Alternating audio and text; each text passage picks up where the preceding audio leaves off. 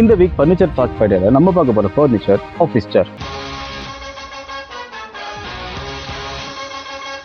இன்று நாம் பயன்படுத்தும் ஆஃபீஸ் சேர் இல்லைனா ரோலிங் சேர் 2 நூற்றாண்டுகளுக்கு முன்னாடி உருவாக்குனதுன்னு சொன்னா உங்களால் நம்ப முடியுமா? எஸ், 1840 சார்லஸ் டார்வின் பல நாற்காலியில சில சக்கரங்கள் பொருத்தி உருவாக்கினார். இதன் மூலமா அவரோட ஒர்க் ஸ்பேஸை மிக சுலபமா யூஸ் பண்ண ஹெல்ப் ஆகும்னு நினைச்சாரு. தென் 1849 ரயில் சேவை அறிமுகமான காலகட்டம் பிசினஸும் எக்ஸ்போர்ட்ஸும் அதிகமாச்சு. இதனால பணியாளர்களும் அதிகமா தேவைப்பட்டாங்க. பணி வாழ்க்கையில் ஏற்பட்ட இந்த மாற்றத்தினால் இதுவரை அறிமுகப்படுத்தப்படாத ஆபீஸ் சேர்கள் புதிய வசதிகளுடன் உருவாக்கப்பட்டது.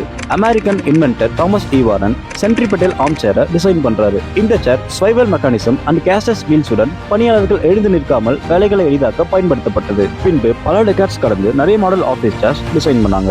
பட் 1970s தான் மாடர்ன் எகனாமிக்ஸ் செயல்பாட்டுக்கு வர தொடங்கியது.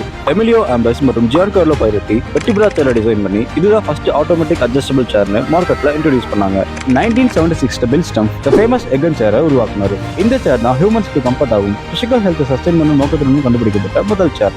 இந்த எகன் சேர்ல தான் foam filled seat, spine support, gas lift levers, height tilt adjustments and 5-ஸ்டார் லெக்ஸ் வித் ரோலிங் வீல்ஸுடன் உருவாக்குனாங்க.